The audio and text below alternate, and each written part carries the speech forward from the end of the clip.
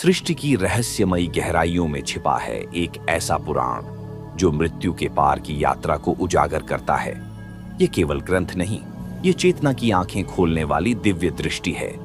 आज से हम आरंभ करते हैं गरुड़ पुराण की रहस्यमयी कथा, एक ऐसा अद्भुत संवाद जो भगवान विष्णु ने स्वयं गरुड़ देव को सुनाया था। जब मानव जीवन समाप्त होता है तब एक और यात्रा आरंभ होती है, आत्मा की यात्रा। गरुड़ पुराण उस रहस्य का उद्घाटन करता है जिसे मनुष्य जीवन भर जानने का प्रयास करता है, लेकिन मृत्यु तक अनदेखा रह जाता है। भगवान विष्णु कहते हैं, हे गरुड़, जो मनुष्य मरता है वह केवल शरीर त्यागता है, आत्मा तो अजर अमर और अनंत है। परंतु वह आत्मा कहां जाती है? क्या होता है मृत्यु के बाद? कैसे निर्णय लिया जाता है उसके अगले जन्म का? यही सब मैं तुम्हें बताऊंगा। मृत्यु के क्षण में प्राण पांचों ज्ञानेंद्रियों से हटते हैं, शरीर शून्य हो जाता है, परंतु आत्मा, जिसे जीव कहते हैं, वह पथ पर चल पड़ती है यमलोक की दिशा में। हे गरुड़, जैसे ही जीव मृत्यु को प्राप्त करता है वैसे ही यमदूत आ पहुंचते हैं। वे उसे उसके कर्मों के अनुसार मार्ग दिखाते हैं। जो पवित्र होते हैं वे शांतिपूर्वक विदा लेते हैं, और जिनके पाप भारी होते हैं उन्हें पीड़ा और पश्चाताप से गुजरना होता है। यह मार्ग बहुत कठिन है। प्रेत यात्रा की यह कथा चौंका देने वाली है। आत्मा 13 दिन तक इस मृत्यु लोक में भटकती है। उसे भूख प्यास सताती है और तभी श्राद्ध एवं पिंडदान का महत्व सामने आता है। प्रिय दर्शकों, यह केवल कथा नहीं है, यह चेतावनी है, यह ज्ञान है, यह आत्मा की अनंत यात्रा का रहस्य है। गरुड़ पुराण हमें बताता है कि कैसे मृत्यु के बाद का जीवन तय होता है हमारे ही कर्मों से। यदि आप जानना चाहते हैं कि मृत्यु के बाद क्या होता है, कैसे आत्मा यमलोक जाती है, कौन कौन से द्वार आते हैं सामने और कैसे होता है न्याय, तो इस श्रृंखला को अंत तक अवश्य देखें। हर भाग में अनसुने रहस्य खुलेंगे। यह वह ग्रंथ है जो आपको जीवन का सही मार्ग भी दिखाएगा और मृत्यु के पार का सच भी। हे गरुड़, आत्मा जब यमलोक की ओर जाती है तब उसे 16 नदियां पार करनी होती है। इन नदियों में से कुछ दूध की होती है, कुछ रक्त की और कुछ जलती हुई अग्नि से भरी होती है। यह सभी आत्मा के कर्मों के अनुसार अनुभव होती है। पुण्य आत्मा को यह शीतल लगती है, जबकि पापी आत्मा के लिए यह भयंकर यातना बन जाती है। आत्मा को अपने जीवन के हर कर्म का लेखा जोखा देना होता है। यमराज के दूत उसे घसीटते हुए ले जाते हैं और वह कराहती हुई अपनी भूलों को याद करती है। यही नहीं, आत्मा जब यमपुरी पहुंचती है तब चित्रगुप्त उसके कर्मों का लेखा प्रस्तुत करते हैं। तब चित्रगुप्त आत्मा के समक्ष उसके समस्त जन्मों के कर्मों का लेखा रखते हैं।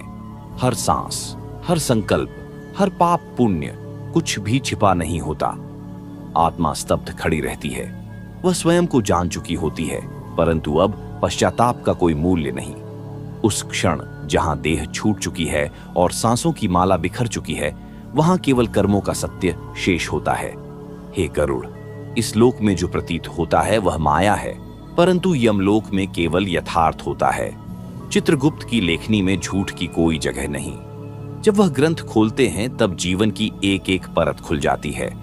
आत्मा अपनी ही यात्रा को एक चलचित्र की भांति देखती है। उसने किसे दुख दिया, किसका हक छीना, कहां असत्य बोला, किन पलों में क्रोध, लोभ, मोह और अहंकार में डूबी, सब कुछ उसके समक्ष होता है। यह दृश्य केवल दिखाया नहीं जाता, आत्मा हर अनुभूति को पुनः जीती है। पाप की पीड़ा फिर से महसूस होती है और पुण्य के क्षण शीतल बयार की तरह आत्मा को छूते हैं। यमराज के सिंहासन से निकली उनकी गंभीर दृष्टि आत्मा को भेदती है। वे कुछ नहीं बोलते, केवल देखते हैं, और इस मौन में ही एक दिव्य न्याय आरंभ होता है। आत्मा कांपती है, उसे झांत होता है कि अब उसका मार्ग स्वयं उसके कर्मों ने निश्चित कर दिया है। वह नरक जाएगी या स्वर्ग, पुनर्जन्म मिलेगा या मुक्ति, यह सब इस लेखा पर निर्भर करता है। यमलोक के भीतर एक अग्निमंडल है जहां आत्मा को ले जाया जाता है यदि उसने अपने जीवन में घोर पाप किए हों। यह अग्नि केवल शरीर को नहीं जलाती, यह अहंकार, द्वेष, वासना और मोह को भस्म कर देती है। वह आत्मा तब तक इस अग्नि में तपती है जब तक उसका झूठा गर्व भंग न हो जाए। हे गरुड़, कई आत्माएं ऐसी होती हैं जो जन्मों से पापों की गठरी लादे चलती आई है। उन्हें नर्क के अनेक भयानक द्वारों से गुजरना पड़ता है। तामिस्र, रौरव, महारौरव, कुंभीपाक, ये सब केवल प्रतीक नहीं, चेतना के तल पर घटने वाले गहन अनुभव हैं। एक आत्मा जब तामिस्र नर्क में पहुंचती है तो वह अंधकार में घिरी होती है। यहाँ कोई प्रकाश नहीं होता, केवल अपने कर्मों की प्रतिध्वनि होती है। चीखें, आर्त स्वर, करुण पुकारें, ये सब उस आत्मा की अपनी ही गूंज होती है। परंतु यह सब स्थायी नहीं है। गरुड़, जैसे जैसे आत्मा इन सब यातनाओं से गुजरती है वह शुद्ध होती जाती है, ठीक वैसे ही जैसे सोना अग्नि में तपकर कुंदन बनता है। पर यह शुद्धि तभी संभव है जब आत्मा कर्मों की पीड़ा को स्वीकार करे, उसका अनुभव करे और भीतर से परिवर्तन को अंगीकार करे। यह वही क्षण होता है जहां आत्मा दोराहे पर खड़ी होती है, पश्चाताप की राह या अहंकार की गहराई। और यदि आत्मा पश्चाताप को चुनती है तब उस पर एक अलौकिक प्रक्रिया आरंभ होती है। यह वह क्षण है जब चेतना अपने असली स्वरूप की ओर लौटने लगती है। आत्मा जो अब तक मोह के धागों में उलझी थी, पहली बार अपने वास्तविक स्वर को सुनती है। वह स्वर जो जन्मों से मौन था परंतु अब भीतर गूंजने लगता है। हे गरुड़, यह पश्चाताप कोई साधारण भावना नहीं, यह आत्मा की थरथराती पुकार होती है जो उसके हर जन्म के कर्मों से उपजी होती है। इस पुकार से ब्रह्मांड में कंपन उठता है। यमलोक की स्थिर दीवारें तक हिल जाती हैं, क्योंकि यह पुकार झूठी नहीं होती, यह प्राणों की गहराई से निकली होती है। यही वह बिंदु है जहां आत्मा पुनः तेजस्वी होने की प्रक्रिया में प्रवेश करती है। पर यह मार्ग सरल नहीं है। आत्मा को उन भावनाओं का सामना करना पड़ता है जिनसे वह जीवन भर भागती रही।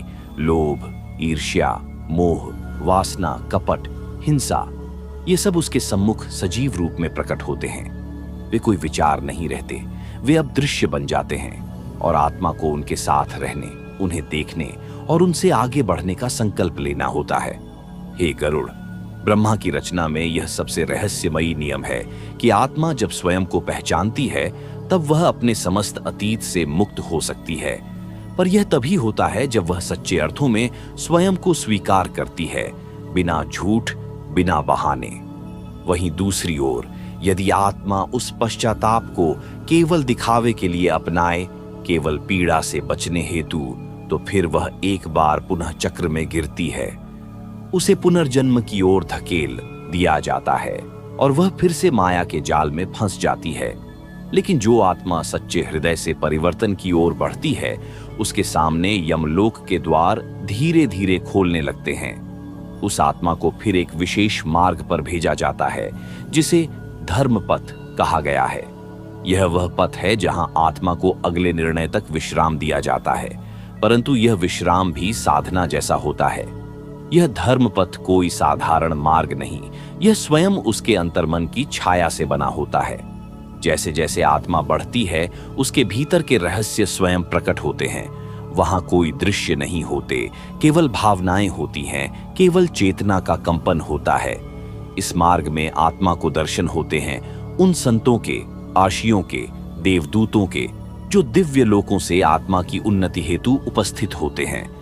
वे आत्मा से कुछ नहीं पूछते, न ही आदेश देते हैं। वे केवल मौन में अपनी उपस्थिति से आत्मा को ऊंचा उठाते हैं और तब आत्मा को दिखाई देता है ज्ञान दीप, एक दिव्य प्रकाश जो केवल उन्हीं आत्माओं को दिखता है जिन्होंने अपने भीतर के अंधकार को साक्षात्कार के साथ स्वीकारा हो। इस दीप से आत्मा को अपने जीवन का उद्देश्य समझ आने लगता है। गरुड़, यह ज्ञान दीप आत्मा को उसकी अगली दिशा की ओर ले जाता है, या तो मोक्ष की ओर या पुनर्जन्म की उस स्थिति की ओर जहां उसका कर्म अपूर्ण रहा हो। और जब आत्मा इस दीप के प्रकाश में आगे बढ़ती है तब वह एक ऐसे क्षेत्र में प्रवेश करती है जिसे विचार क्षेत्र कहा जाता है।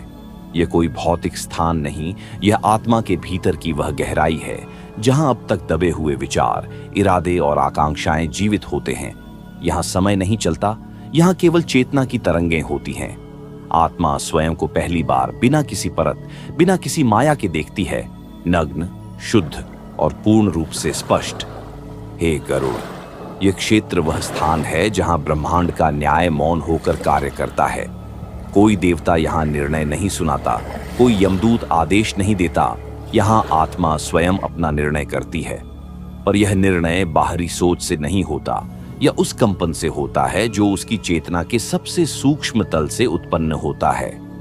जैसे ही आत्मा इस विचार क्षेत्र में प्रवेश करती है, उसका साक्षात्कार होता है उन सभी अधूरे संकल्पों से जो उसने अनेक जन्मों में किए थे, जो पूरे नहीं हो पाए, जो माया, भय या मोह में खो गए। वे अब छवियों के रूप में सामने आते हैं, कभी एक रोती हुई माँ, कभी किसी बच्चे की अधूरी मुस्कान, कभी किसी स्त्री की आंखों में बुझे हुए सपने। और आत्मा समझ जाती है कि वह केवल अपने लिए नहीं, औरों के लिए भी उत्तरदायी थी। यह उत्तरदायित्व ही आत्मा को दो मार्गों के बीच लाता है। एक ओर है मोक्ष, पूर्ण विलय ब्रह्म में, और दूसरी ओर है पुनर्जन्म, जहां वह अधूरे कार्यों को पूर्ण कर सकती है। हे गरुड़, यही वह क्षण होता है जहां सबसे गहरी परीक्षा होती है। यदि आत्मा अब भी स्वार्थ में बंधी हो तो वह पुनः देह में लौटना चाहती है, अपने अपूर्ण भोगों, इच्छाओं और संकल्पों को पूरा करने के लिए। लेकिन जो आत्मा पूर्ण समर्पण में स्थित होती है, वह कहती है, अब मैं नहीं, केवल परम तत्व ही शेष रहे। तब वह आत्मा धीरे धीरे प्रकाश में विलीन होने लगती है। परंतु यह विलयन कोई विस्मृति नहीं, यह चेतना की चरम ऊंचाई है। वह ब्रह्म के साथ एक हो जाती है और तब न वह लौटती है, न वह पुनः बंधन में आती है। यह है परम गति, जहां शब्द भी मौन हो जाते हैं और केवल एक दिव्य स्पंदन रह जाता है। लेकिन जो आत्मा पुनर्जन्म की ओर मुड़ती है, उसका मार्ग सरल नहीं होता।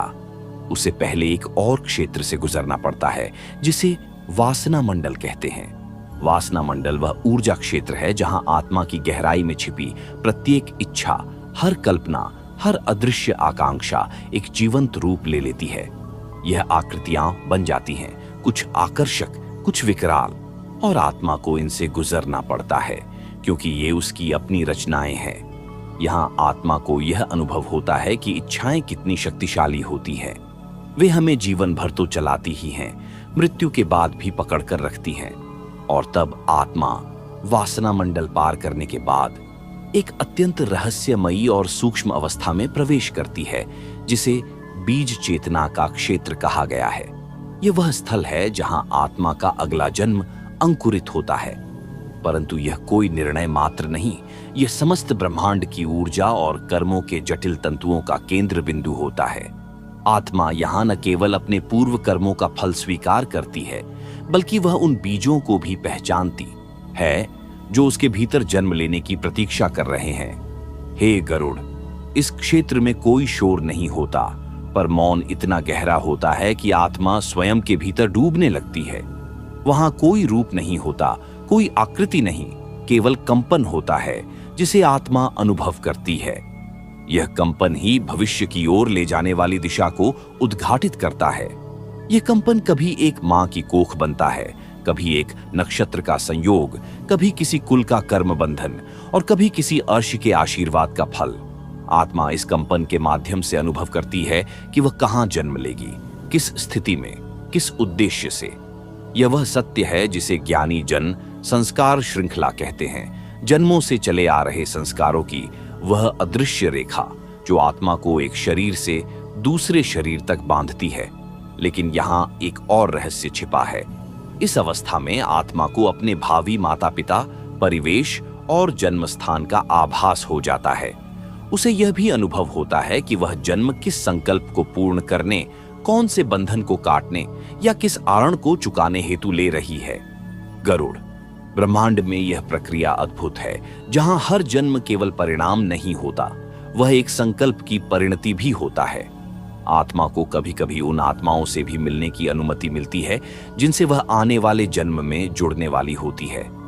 यह मिलन भौतिक नहीं होता, यह एक दिव्य संप्रेषण के रूप में होता है, जहां आत्माएं मौन में एक दूसरे को पहचानती हैं। और फिर आत्मा के चारों ओर मायाजाल आरंभ होता है। यह मायाजाल वह पर्दा है जो आत्मा को उसकी पूर्व स्मृतियों से ढक देता है। जैसे जैसे यह जाल गहराता है, आत्मा पूर्व जन्मों की चेतना को विस्मृत करती जाती है और एक नवीन चेतना को धारण करने के लिए तैयार होती है। यह विस्मरण आवश्यक होता है, क्योंकि यदि आत्मा को अपने समस्त जन्मों की स्मृति साथ लेकर नया जीवन मिले तो वह न तो खेल सके, न सीख सके, न ही अनुभव कर सके। इसीलिए विधाता यह रहस्यमयी नींद आत्मा पर डालते हैं, जिसे जन्म निद्रा कहा जाता है। और जब यह निद्रा पूर्ण होती है तब आत्मा मां के गर्भ में प्रवेश करती है। हे गरुड़, यह कोई साधारण क्षण नहीं, यह वह समय है जब ब्रह्मांड की समस्त शक्तियां एक सूक्ष्म बिंदु में समाहित होकर एक नवजीवन को जन्म देती है। आत्मा जो दिव्य यात्रा से निकली थी, अब शरीर के संकीर्ण मार्ग में प्रवेश करती है। गर्भ की दीवारें उसे कसकर घेर लेती हैं और उसका प्रकाश एक कोश में समा जाता है। परंतु यह केवल गिरावट नहीं होती, यह पुनः एक महान यात्रा की शुरुआत होती है। और जैसे जैसे आत्मा गर्भ में स्थित होती है, वह उस अंधकारमय कोश में समा जाती है जहां समय और दिशा का कोई अस्तित्व नहीं होता। वहां केवल धड़कनों की धीमी गूंज होती है, मां के हृदय की गति जो आत्मा को एक लोरी की तरह सुनाई देती है। यह धड़कन कोई साधारण ध्वनि नहीं, यह एक मंत्र है, प्रकृति और प्राण का प्रथम संयोग। हे गरुड़, गर्भ वह मंदिर है जहां आत्मा और प्रकृति पहली बार सम्मिलित होते हैं। शरीर का निर्माण आरंभ होता है, परंतु आत्मा उस कोश में भी जागृत रहती है। वह देखती है, सुनती है और अनुभव करती है। मां के भाव, पिता के विचार, घर के वातावरण, सब कुछ उस तक तरंगों के रूप में पहुंचता है। गर्भ की दीवारें पारदर्शी नहीं होती, पर चेतना इन दीवारों से कहीं सूक्ष्म है। पहले महीने आत्मा केवल एक बिंदु होती है, वह चेतना का कण, जिसे जीव बीज कहा गया है। यह बीज न तो स्थूल होता है, न ही दृश्य, पर इसकी ऊर्जा इतनी प्रबल होती है कि वह मांस, रक्त और हड्डियों का ढांचा निर्मित करने लगती है। ये शरीर नहीं बना रही आत्मा, ये तो प्रकृति का नियम है, पर आत्मा की उपस्थिति ही उस नियम को गति देती है। दूसरे और तीसरे महीने में आत्मा धीरे धीरे अपने नए स्वरूप को स्वीकार करने लगती है। हाथ, पांव, आंखें, कान और हृदय की आकृति बनने लगती है, परंतु आत्मा अब भी देख रही होती है। वह बाहर से भीतर की ओर यात्रा कर रही होती है। हे गरुड़, चौथे महीने आते ही आत्मा पूरी तरह से गर्भ में स्थिर हो जाती है। यह वह क्षण होता है जब प्राण का प्रवेश होता है। 5 प्रकार की वायु, प्राण, अपान, समान, उदान, व्यान अब शरीर को चलाने के लिए उतरती है। यही वह अवस्था है जब आत्मा और शरीर का पहला गहरा बंधन जुड़ता है। और जैसे ही यह बंधन जुड़ता है, आत्मा को अपनी पूर्व स्मृतियां बहुत तीव्रता से याद आने लगती है। वह गर्भ में रहकर अपने पिछले जन्मों को देखती है, अपने कर्मों को समझती है और कभी-कभी अत्यंत दुख के साथ रोती है। यह रोदन केवल शरीर का नहीं होता, यह चेतना का आर्तनाद होता है, क्योंकि आत्मा समझ चुकी होती है कि उसे फिर से उस माया के संसार में जाना है जहां भूलना ही उसकी नियति है। वह ईश्वर से प्रार्थना करती है, हे प्रभु, इस बार मुझे जागरूक रखना, इस बार मैं मोह में न फंसूं, इस बार मैं केवल सत्य के मार्ग पर चलूं। गरुड़, यह प्रार्थना ईश्वर तक पहुंचती है, पर ईश्वर मौन रहता है, क्योंकि यह संसार ऐसा विद्यालय है जहां उत्तर नहीं दिए जाते, केवल संकेत मिलते हैं। आत्मा को सीखना होता है स्वयं अनुभव करके। और जैसे जैसे गर्भ में महीने बीतते हैं, शरीर स्थूल होता जाता है और आत्मा का प्रकाश जैसे दबता जाता है। वह भूलने लगती है कि वह कौन थी, कहां से आई थी। यह विस्मरण किसी दंड की भांति नहीं, यह जीवन की तैयारी की भांति होता है। आत्मा को संसार में उतरने से पहले खाली होना होता है, ताकि वह नए अनुभवों को आत्मसात कर सके। 9वें महीने तक आते आते आत्मा अब शरीर के साथ पूरी तरह से एक हो जाती है। वह अब केवल स्वयं को शिशु समझने लगती है, छोटा, कोमल, असहाय। और फिर आता है वह क्षण जब आत्मा गर्भ के अंधकार से निकलकर भौतिक संसार के प्रकाश में प्रवेश करती है। पर यह प्रकाश कोई दिव्यता नहीं लाता, यह वह कठोर तेज है जो आत्मा को चौंका देता है, जैसे किसी ने उसे स्वप्न से झकझोर कर जगाया हो। उस क्षण आत्मा पहली बार सांस लेती है। यह श्वास केवल वायु नहीं, यह पृथ्वी पर जीवन की पहली स्वीकारोक्ति होती है। हे गरुड़, जन्म का वह क्षण ही संसार की सबसे रहस्यमयी लीला है। वह रुदन जो नवजात के मुख से निकलता है, केवल शारीरिक पीड़ा का नहीं, वह एक चेतना की पुकार है। मैं फिर आ गया हूं अपने अधूरे संकल्पों को पूर्ण करने। उस क्षण आत्मा को क्षीण रूप में अपनी दिव्यता का स्मरण रहता है। पर जैसे जैसे लोग उसके चारों ओर उत्सव मनाने लगते हैं, उसे नाम देने लगते हैं, जाति, कुल और समाज के बंधनों में बांधने लगते हैं, वैसे वैसे आत्मा का वह मौन स्मरण धुंधला होता जाता है। गरुड़, इस नवजात देह में वह आत्मा अब संसार की जटिलता में प्रवेश करती है। शिशु का शरीर तो कोमल होता है, पर उसकी आत्मा सहस्रों जन्मों का अनुभव लेकर आई होती है। परंतु प्रकृति की महिमा देखो, जैसे ही वह देह के साथ पूर्णतः जुड़ती है, उसकी स्मृति पर एक घना पर्दा डाल दिया जाता है। यह मायावरण अब उसके चारों ओर है। यही माया है जो आत्मा को भ्रम में डालती है कि वह यही शरीर है, यही नाम है, यही परिवार है। वह भूल जाती है कि वह एक पथिक है, एक यायावर, जो ब्रह्मांड के उस छोर से आई है जहां केवल प्रकाश है, शांति है, ब्रह्म की सतत उपस्थिति है।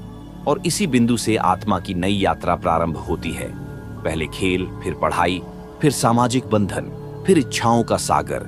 यह सब एक स्वप्न की भांति चलता है। वह आत्मा जो कभी यमलोक में धर्मपथ पर थी, जो ज्ञान दीप के प्रकाश से आलोकित हुई थी, अब मोह की गहराई में उतरती जाती है। हे गरुड़, क्या तुम देख सकते हो इस लीला को?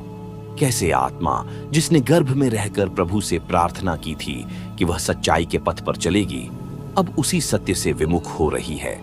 यही संसार का खेल है, यही वह भूल है जो हर जन्म में दोहराई जाती है। परंतु यह विस्मरण ही आत्मा को फिर से खोज की ओर प्रेरित करता है। जब वह संसार में बार बार पीड़ा, वियोग, हानि और भ्रम का अनुभव करती है, तब उसके भीतर एक सूक्ष्म प्रश्न जागता है, मैं कौन हूं? यह प्रश्न ही उसकी मुक्ति की दिशा का प्रथम संकेत होता है। और जैसे जैसे आत्मा जीवन के प्रारंभिक वर्षों से गुजरती है, कुछ दृश्य, कुछ स्वप्न, कुछ अनुभव उसे बार बार यह स्मरण कराते हैं कि वह केवल यह शरीर नहीं है। और तब आरंभ होता है उसका कर्मफल से पहला टकराव। एक अदृश्य हाथ जैसे उसकी जीवन रेखा को आकार देता है और उसी क्षण से घटनाओं की एक श्रृंखला चल पड़ती है, जो साधारण आंखों को केवल संयोग लगती है, पर वास्तव में वे गहरे बंधे हुए पूर्व कर्मों की प्रतिध्वनि होती है। आत्मा, जो अब बालक के रूप में संसार में विचरती है, छोटे छोटे अनुभवों के माध्यम से अपने ही किए गए संकल्पों और कर्मों के बीजों को अंकुरित होते देखती है, पर समझ नहीं पाती। हे गरुड़, यही रहस्य है। जीवन में जो मीठा है वह भी उसका किया हुआ है, और जो कटु है वह भी उसकी ही परछाई है। परंतु यह सब ऐसे ढंका हुआ है कि आत्मा उसे बाहरी दुनिया का न्याय समझती है। कभी भाग्य, कभी ईश्वर, कभी अन्य लोगों को दोष देती है, पर उसे यह आभास नहीं होता कि वह स्वयं ही अपना कारण है। जब वह बच्चा दूसरों से प्रेम करता है और उन्हें खो देता है, जब उसे विश्वासघात मिलता है, जब वह बिना कारण डांटा या अपमानित किया जाता है, वह व्यथित होता है, पर समझ नहीं पाता कि यह उसकी चेतना का पुराना आरण है जो अब उसे चुकाना है। गरुड़, संसार में कोई भी क्षण व्यर्थ नहीं होता। आत्मा का हर आंसू, हर मुस्कान, हर संघर्ष, सब उसके साथ यात्रा करता है। और जब वह किशोर अवस्था में पहुंचती है, तब उसके भीतर पहली बार एक गहरी बेचैनी जन्म लेती है। यह बेचैनी भोग की नहीं होती, यह होती है उत्तरों की। यह बेचैनी आत्मा की सुप्त चेतना की दस्तक है, जो कहना चाहती है, तू इस दुनिया में कुछ ढूंढने आई है, केवल जीने नहीं, जागने भी। पर फिर माया की शक्ति उसे आकर्षित करती है। संसार अपने रंग, रूप और रस से आत्मा को बांध लेता है। उसे लगता है कि पद, प्रतिष्ठा, प्रेम, धन, यही सब जीवन के उद्देश्य हैं। आत्मा दौड़ती है, रचती है, बुनती है, और इसी दौड़ में कभी कभी वह अपने भीतर के मौन को अनसुना कर देती है। यह मौन वही है जो गर्भ में था, वही दिव्य कंपन जो अब भी उसे बुला रहा है। परंतु जब संसार उसे बार बार गिराता है, जब उसके अपने ही उसके नहीं रहते, जब सफलता के बाद भी आत्मा रिक्त अनुभव करती है, तब भीतर कोई अंधा द्वार खुलता है। यह द्वार वह द्वार है जहां आत्मा पहली बार पूछती है, क्या यही सब कुछ है? क्या जीवन केवल भोग और मृत्यु के बीच की दौड़ है? हे गरुड़, यही वह क्षण है जहां आत्मा अपने प्रथम अदृश्य गुरु से मिलती है। यह गुरु कोई शरीरधारी साधु नहीं, यह उसकी अपनी भीतर की जागृत चेतना है, जिसे अंतरात्मा कहा गया है।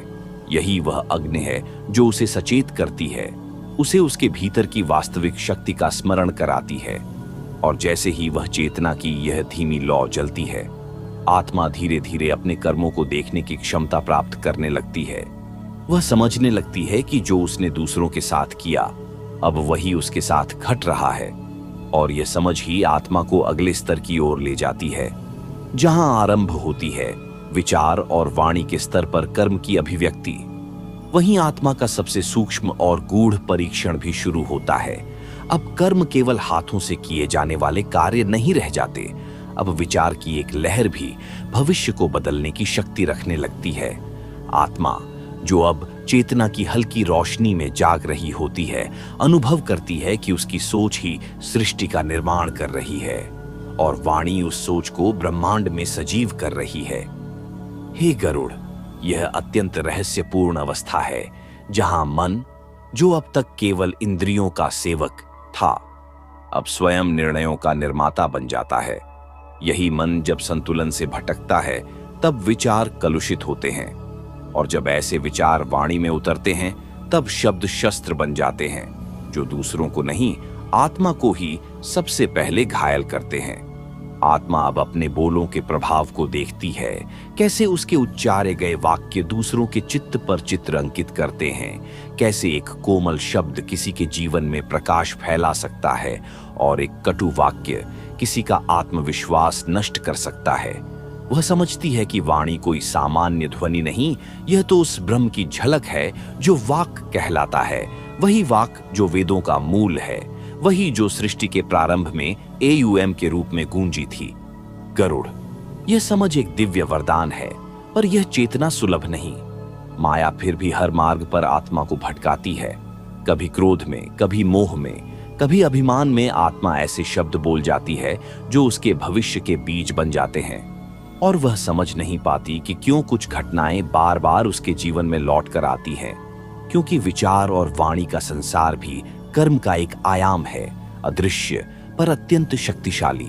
और फिर आत्मा का सामना होता है मौन से। यह मौन केवल शब्दों की अनुपस्थिति नहीं, यह चेतना की उस स्थिति का नाम है जहां आत्मा अपने विचारों को देखने लगती है, उन्हें परखने लगती है और फिर शब्दों को तपाकर बाहर लाती है। यही वह क्षण है जहां आत्मा की वाणी में शांति, सौम्यता और सत्य का संचार होता है। हे गरुड़, जब आत्मा इस स्तर पर पहुंचती है, तब उसका जीवन एक तीर्थ बन जाता है। उसकी बातों से कोई घायल नहीं होता, बल्कि शुद्ध होता है। उसके विचारों से केवल कल्पना नहीं उपजती, बल्कि दिशा मिलती है। और यही है जीवन मुक्ति की ओर पहला गुप्त द्वार। परंतु यह द्वार भी तभी खुलता है जब आत्मा अगले रहस्य को जानती है, संकल्प की शक्ति को। क्योंकि विचार, वाणी और संकल्प, इन तीनों के समन्वय से ही आत्मा अपने भाग्य को रचती है। यह कोई उपमा नहीं, यह ब्रह्मांडीय सत्य है। हर संकल्प, चाहे वह मुखर हो या मौन, ब्रह्मांड में एक कंपन उत्पन्न करता है। वह कंपन समय की सतह पर लहरें बनाता है, और उन लहरों पर सवार होकर ही घटनाएं भविष्य की ओर बहती हैं। यही कारण है कि कुछ लोगों की मात्र इच्छा भी घटनाओं को खींच लाती है, और कुछ वर्षों तक प्रयत्न करते हुए भी परिणाम से वंचित रहते हैं। हे गरुड़, संकल्प वह अग्नि है जो आत्मा के भीतर चिरकाल से धधकती है। यह अग्नि तब जागती है जब आत्मा अपने भीतर की सुषुप्त शक्ति को पहचानती है। यह शक्ति किसी देवता की दी हुई नहीं, यह उसी का स्वस्वरूप है जिसे इच्छा शक्ति, ज्ञान शक्ति और क्रिया शक्ति के त्रिवेणी रूप में जाना गया है। जब आत्मा एक शुद्ध संकल्प लेती है, जिसमें न स्वार्थ हो न अहंकार, केवल सत्य की प्रेरणा हो, तब संपूर्ण प्रकृति उस संकल्प के पक्ष में खड़ी हो जाती है। ऐसा संकल्प अमोघ होता है, वह कभी व्यर्थ नहीं जाता, चाहे समय लगे, पर वह अवश्य साकार होता है। गरुड़, अब विचार करो, यदि कोई आत्मा बार बार दुर्भावनाओं से भरे संकल्प करे, यदि उसका मन स्वार्थ से दिग्भ्रमित हो, तो वही संकल्प उसकी नियति को कैसा आकार देंगे। तब वह स्वयं ही अपने जीवन को उलझनों में बांध लेती है और फिर उसी जाल में छटपटाती रहती है, यह समझे बिना कि वह बंदी नहीं, स्वविकल्प की कैदी है। इसीलिए अर्षियों ने कहा, मनसा वाचा कर्मणा, अर्थात विचार, वाणी और कर्म तीनों की शुद्धता ही जीवन की सिद्धि है। संकल्प की अग्नि जब वाणी के दीप में जलती है और विचारों की दिशा में बहती है, तब आत्मा अपने भीतर देवत्व की छाया देखने लगती है। तब उसका जीवन साधारण नहीं रहता, वह स्वयं ब्रह्म की योजना का एक सजीव सूत्र बन जाता है। यही वह क्षण होता है जहां आत्मा को अपने जन्म का कारण दृष्टिगोचर होने लगता है। हे गरुड़, इस अवस्था में आत्मा को यह ज्ञात होने लगता है कि वह केवल इस जीवन का पात्र नहीं है, वह तो असंख्य योनियों से गुजर चुकी है और हर योनि में उसने कोई अधूरा संकल्प छोड़ा है, कोई अपूर्ण कर्म, कोई अधूरा प्रेम, कोई भटका हुआ ज्ञान, और वे सब अब भी उसकी चेतना में रुके हैं। जब आत्मा अपने भीतर के इन स्थगित संकल्पों को पहचानती है, तब उसके भीतर पुनः एक पीड़ा जन्म लेती है। यह पीड़ा मोह की नहीं, यह पीड़ा अपूर्णता की होती है। आत्मा अब जानती है कि जब तक ये संकल्प पूर्ण नहीं होंगे, वह बार बार लौटती रहेगी और तब वह ब्रह्म को पुकारती है, हे परम, अब मुझे वह दृष्टि दो जिससे मैं स्वयं को पूर्ण कर सकूं। ब्रह्म उत्तर नहीं देता, पर संकेत देता है। आत्मा के पथ पर एक शिक्षक आता है, एक संकट आता है, एक ग्रंथ खुलता है, एक स्वप्न आता है और आत्मा जान जाती है कि उसकी यात्रा अब अंत के निकट नहीं, आरंभ के द्वार पर है। क्योंकि अब उसे करना है कर्म का निष्कलंक निर्वहन, न वह कर्म जो मात्र शरीर से होता है और न ही वह जो दिखावे के लिए किया जाता है, बल्कि वह कर्म जो आत्मा के भीतर से उठता है, निर्मल, निस्वार्थ और दिव्यता के संपर्क से प्रेरित। ऐसा कर्म ब्रह्म के साथ सहयोग बन जाता है और तब आत्मा पहली बार अनुभव करती है कि वह कोई अकेली इकाई नहीं, वह स्वयं ब्रह्म के विराट स्वरूप का एक स्पंदन है। हे गरुड़, जब आत्मा इस धरातल पर पहुंचती है, तब उसे जीवन की गति में अंतर अनुभव होता है। पहले जहां हर कार्य केवल फल की आशा से किया जाता था, अब वही कार्य समर्पण में बदल जाता है। वह जान जाती है, मुझसे जो भी हो रहा है वह मेरे ही शुद्धिकरण का माध्यम है। मेरे कर्म अब पूजा है, मेरी सेवा ही मेरी साधना है। यह वह रहस्य है जो केवल ज्ञानी को प्राप्त होता है कि कर्म जब ब्रह्म में अर्पित हो जाए, तब वह बंधन नहीं बनता, वह पथ बनता है। परंतु गरुड़, यह मार्ग सरल नहीं। यह वह मार्ग है जिस पर चलते समय आत्मा को अपने भीतर के 3 प्रमुख दोषों से युद्ध करना पड़ता है, काम, क्रोध और लोभ। ये तीनों शक्तियां आत्मा के चारों ओर एक आभासी जाल रचती हैं। वे आत्मा को समझाती हैं कि सुख बाहर है, अधिकार में है, प्रतिस्पर्धा में है, और आत्मा बार बार इसी भ्रम में गिरती है। पर जैसे जैसे वह ब्रह्म ज्ञान की ओर उन्मुख होती है, वह जानने लगती है कि इन दोषों का अस्तित्व केवल अज्ञान में है। जैसे सूरज के आने से अंधकार स्वतः हट जाता है, वैसे ही चेतना के प्रकाश से काम, क्रोध और लोभ की छाया समाप्त हो जाती है। अब आत्मा की दृष्टि बाहर नहीं, भीतर होती है। वह संसार के मध्य रहकर भी संसार से अलिप्त रहने लगती है। वह लोगों से बात करती है, संबंध निभाती है, परंतु उसके भीतर एक मौन साधु निवास करता है जो हर क्षण प्रभु के सान्निध्य में है। गरुड़, यही है निष्कलंक कर्म की अवस्था। यही वह स्थिति है जहां आत्मा को यह बोध होता है, मैं जो कर रहा हूं वह मेरे शुद्ध होने का माध्यम है, न कि किसी बाह्य उपलब्धि का साधन। और इसी भावना से जब कर्म किया जाता है, तब वह चक्रव्यूह को तोड़ देता है। आत्मा तब बंधती नहीं बल्कि मुक्त होती है। परंतु आत्मा का अगला संघर्ष तब प्रारंभ होता है जब उसे अपने ही कर्मों के परिणामों का साक्षात्कार होता है। कभी वह फल प्रिय होता है, कभी अप्रिय, पर अब वह उसे स्वीकार करना सीखती है, बिना हर्ष के, बिना विषाद के। हे गरुड़, यही वह बिंदु है जहां आत्मा अपने भीतर साक्षी भाव को जन्म देती है। अब वह कर्ता नहीं, दृष्टा बनती है, जो देखता है, समझता है और समर्पित रहता है। यह वह अवस्था है जहां आत्मा के भीतर पहली बार धैर्य और शांति स्थिर हो जाते हैं, और तभी प्रारंभ होती है अगली रहस्यमयी यात्रा, जहां आत्मा अपने पूर्व जन्मों की छाया को अनुभव करने लगती है। वहां एक नया द्वार खुलता है जिसे सामान्य नेत्र नहीं देख सकते। ये द्वार स्मृतियों का नहीं, चेतना के गहनतम तल का होता है, जहां प्रत्येक जन्म की लकीरें अंकित होती हैं। ये लकीरें समय की रेखाओं पर नहीं, आत्मा के मूल में होती हैं, और जब साधक भीतर उतरता है तो वह उन्हें स्पर्श करता है, अनुभव करता है, और तब समझ आता है कि जीवन में जो अब तक घटा वह केवल इस जन्म का नहीं था। हे गरुड़, आत्मा जान जाती है कि वह कितनी बार इसी पृथ्वी पर आई, कितनी बार अलग देह में, अलग नाम में, पर पीड़ा वही रही, चाह वही रही, अधूरी कामना वही रही। कभी वह पुत्र बनकर मां की गोद से छूटा, कभी वह प्रेमिका बनकर अधूरे वचन में रह गई, कभी वह योद्धा बनकर विजय के सामने ही मृत्यु को प्राप्त हुआ, और हर बार उसकी आत्मा में एक आरण शेष रह गया। वही आरण अब जीवन की परिस्थितियों के रूप में प्रकट होता है। वही लोग, वही संबंध, वही स्थान दोबारा मिलते हैं, पर नाम और रूप बदलकर। आत्मा उन्हें पहचान नहीं पाती, पर हृदय के किसी कोने में एक अनजानी सी कसक उठती है, एक अपरिचित निकटता, एक रहस्यमय द्वेष, और आत्मा सोचती है, मैं इस व्यक्ति से यूं ही क्यों जुड़ रहा हूं? पर यह यूं ही नहीं होता, यह पूर्व जन्मों की अधूरी कहानियों का पुनर्जन्म होता है। गरुड़, यही वह समय है जब आत्मा का संसार अदृश्य सूत्रों से बंधने लगता है, और वह जानने लगती है, मेरे कर्मों का जाल मेरे चारों ओर नहीं, मेरे भीतर ही है। तब वह प्रश्न करती है, क्या मैं इन जन्म जन्मांतर की ग्रंथियों से मुक्त हो सकती हूं?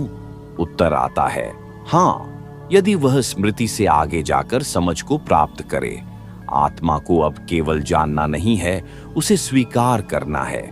उसे यह मानना है कि जो कुछ भी घट रहा है, सुख, दुख, प्रेम, विरोध, यह सब पूर्व जन्मों की ही प्रतिध्वनियां हैं। और जब वह क्षमा करना, स्वीकार करना और समर्पित होना सीखती है, तभी इन आणों का विसर्जन प्रारंभ होता है। यह विसर्जन किसी हवन की अग्नि में नहीं, हृदय की अग्नि में होता है। आत्मा उन रिश्तों को जिनसे वह चिपकी थी, उन्हें मुक्त करती है। वह उन पीड़ाओं को जो हृदय में शूल बनकर रह गई थीं, उन्हें प्रेम में पिघलाती है।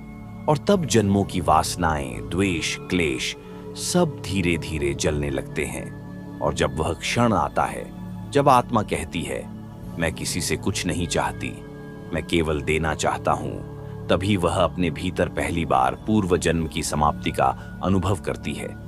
परंतु गरुड़, यह अंत नहीं है, यह तो एक और रहस्य की भूमिका है। क्योंकि जब आत्मा इस अवस्था में पहुंचती है, तभी वह जानने योग्य होती है मृत्यु के उस गुप्त विज्ञान की, जिसे न वेदों में स्पष्ट कहा गया, न शास्त्रों में विस्तार से समझाया गया। क्योंकि यह विज्ञान शब्दों में नहीं, अनुभव में उतरता है, और अनुभव उन्हीं को होता है जो मृत्यु को अंत नहीं, द्वार मानते हैं। हे गरुड़, मृत्यु कोई छाया नहीं, वह स्वयं प्रकाश है। ऐसा प्रकाश जो जीवन की मोह माया से आंखें फेर कर आत्मा को उसके मूल स्वरूप का स्मरण कराता है। यह वह क्षण है जब आत्मा देह से मुक्त होकर एक विशाल कंपन में विलीन होती है, और फिर ब्रह्मांड की रहस्यमयी सीढ़ियों पर चढ़ने लगती है, जहां ना भाषा होती है, ना इच्छा, केवल स्मृति की चुप्पी और कर्मों की प्रतिध्वनि। मृत्यु के बाद आत्मा जिस मार्ग से गुजरती है, वह केवल एक मार्ग नहीं, बल्कि हजारों अनुभूतियों की गूढ़ यात्रा होती है। सबसे पहले आत्मा को प्रथम झलक मिलती है अपने पूरे जीवन की। यह कोई चलचित्र नहीं, यह चेतना का आईना होता है, जहां हर विचार, हर शब्द, हर कर्म पूर्ण रूप से दिखाई देता है, बिना किसी पक्षपात के।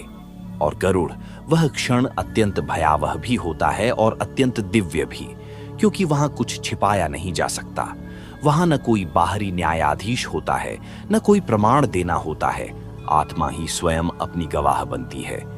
जिन कर्मों को वह तुच्छ समझती थी, वे सर्प बनकर उसके सामने खड़े हो जाते हैं, और जिन भावनाओं को वह अनसुना करती थी, वे आत्मा की दीवारों पर चित्र बनकर उभर आती है। मृत्यु के उस पार न कोई माया है, न छल, वहां केवल सत्य होता है, और इसी सत्य की अग्नि में आत्मा तपती है। यह अग्नि कोई सज्जा नहीं, यह शुद्धिकरण की ज्वाला है, जो जन्म जन्मांतर के कलुष को जलाकर आत्मा को फिर से उसके प्रकाश रूप में लाना चाहती है। लेकिन गरुड़, सभी आत्माएं इस अग्नि को सहन नहीं कर पाती। जो आत्मा संचित अहंकार, मोह और वासनाओं से भरी होती है, वह इस तपन को असहनीय पाती है, और फिर वह चिपक जाती है उन इच्छाओं से जिन्हें वह छोड़ नहीं पाई। यही वो क्षण है जब आत्मा भटकाव के पथ पर चली जाती है। वह न पूर्ण मुक्त होती है, न पुनर्जन्म की ओर जाती है। वह एक मध्यलोक में अटक जाती है जिसे प्रेतलोक कहा गया है। वहां समय नहीं चलता, वहां दिन रात नहीं होते, वहां केवल अपूर्णता की छाया होती है। और यह छाया तब तक साथ रहती है जब तक आत्मा पुनः कोई अवसर न पाए, किसी योनि में जन्म लेकर फिर से स्वयं को पूर्ण करने का साहस न करे। परंतु जो आत्मा पूर्ण समर्पण और विवेक के साथ मृत्यु का वरण करती है, वह उस अग्नि से नष्ट नहीं होती, वह उसी अग्नि में दीप्त होती है। वह आत्मा जब अग्निपथ से गुजरती है तब उसे दिखाई देता है पितृलोक का द्वार, एक ऐसा सूक्ष्म क्षेत्र जहां स्थूल शरीर प्रवेश नहीं कर सकता, जहां केवल चेतना का कंपन ही टिक सकता है। यह कोई भौगोलिक स्थान नहीं, यह चेतना का एक स्तर है, एक ऐसा सूक्ष्म क्षेत्र जहां वे आत्माएं निवास करती हैं जिन्होंने देह को त्याग तो दिया है, पर अब भी किसी आड़, स्मृति या व्रत से बंधी हुई है। हे गरुड़, पितृलोक कोई शांति की जगह मात्र नहीं, वह एक प्रतीक्षा स्थान है, एक मध्य भूमि जहां आत्माएं पुनः पृथ्वी पर उतरने की तैयारी करती है या पूर्ण मुक्त होकर ब्रह्मलोक की ओर प्रस्थान करती है। यहाँ समय का बहाव पृथ्वी जैसा नहीं होता, वहां एक पल में युग बीत जाते हैं और कभी कभी युगों में एक पल सिमट आता है। पितृलोक में आत्मा को वही संतान, वही वंशज खींच सकते हैं जो श्राद्ध, तर्पण और स्मरण से उनका आह्वान करे। जब कोई पुत्र श्रद्धा से जल अर्पित करता है तो वह जल केवल जल नहीं रहता, वह चेतना की तरंग बनकर आत्मा तक पहुंचता है और उस आत्मा को थोड़ी देर के लिए गुरुत्व से मुक्त कर एक दिव्य कंपन में स्थिर कर देता है।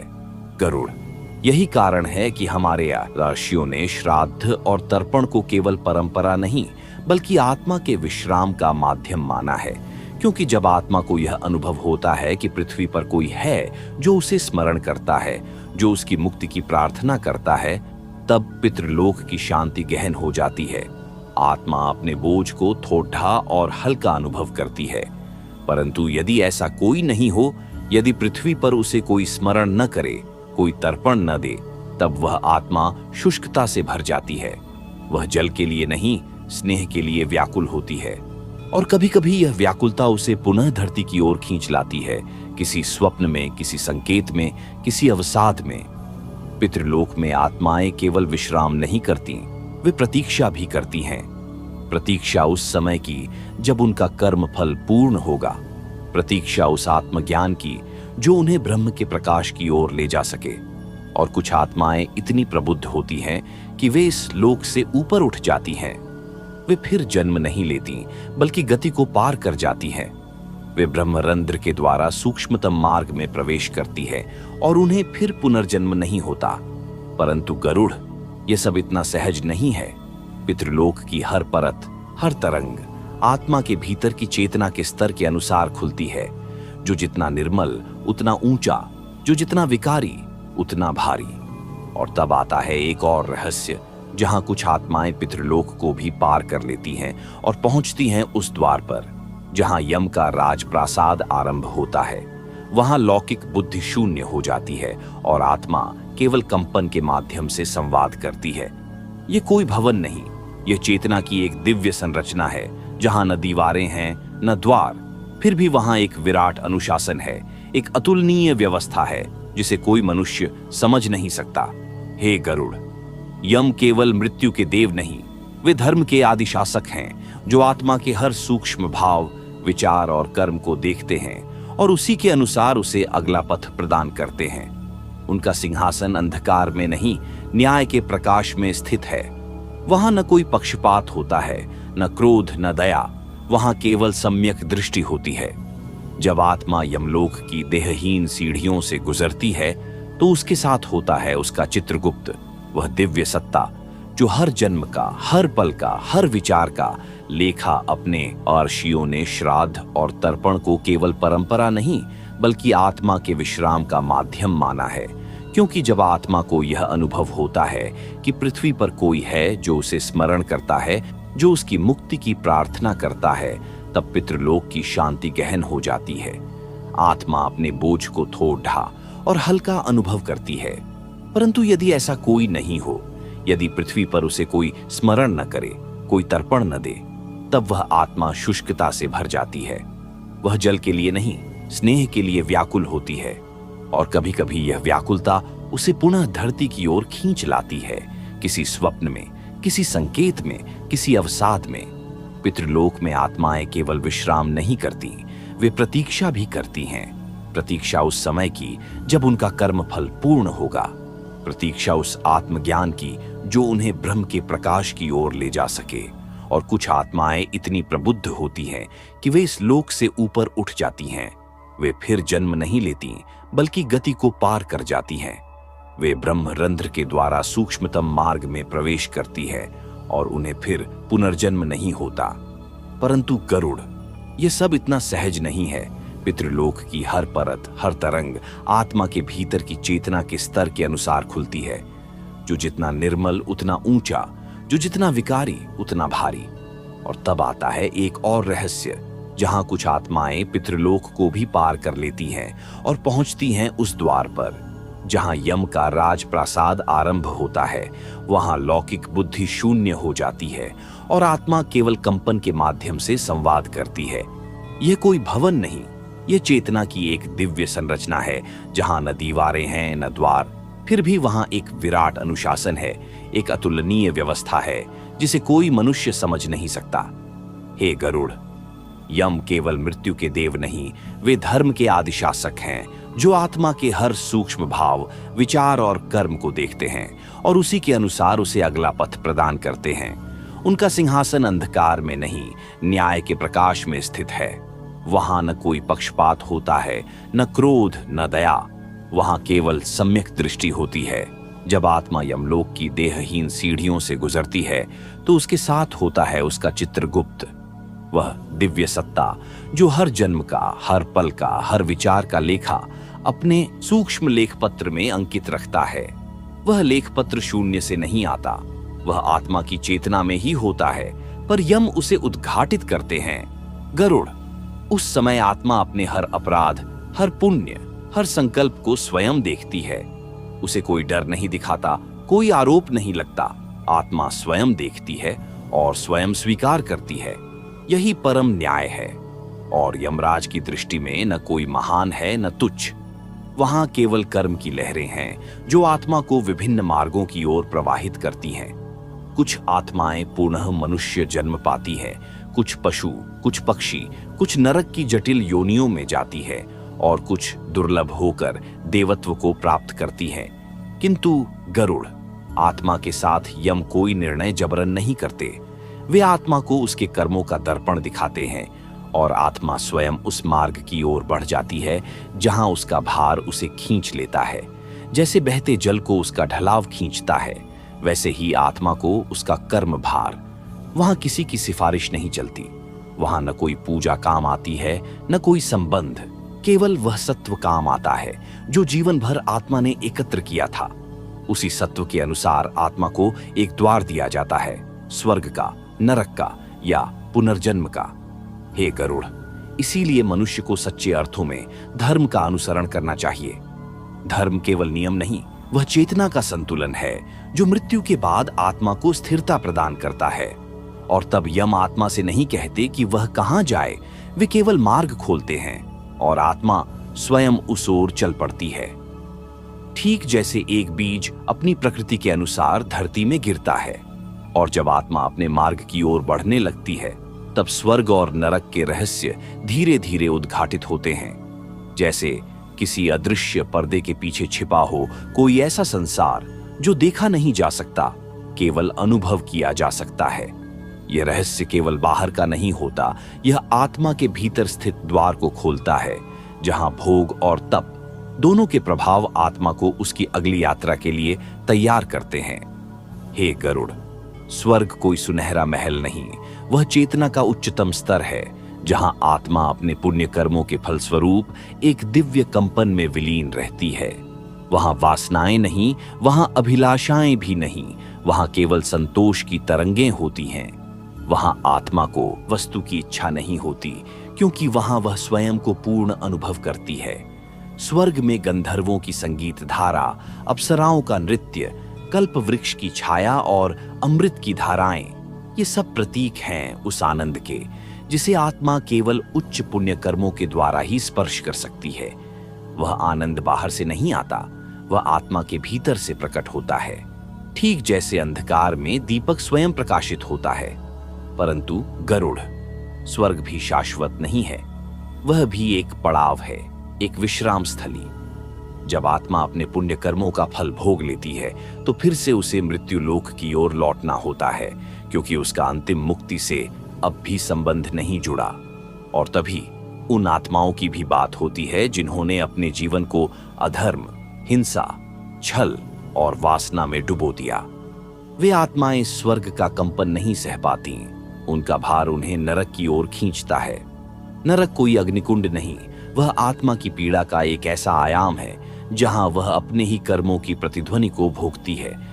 वह जो पीड़ा उसने दूसरों को दी थी, वही पीड़ा अब उसकी चेतना को बोध कराती है कि पीड़ा क्या होती है।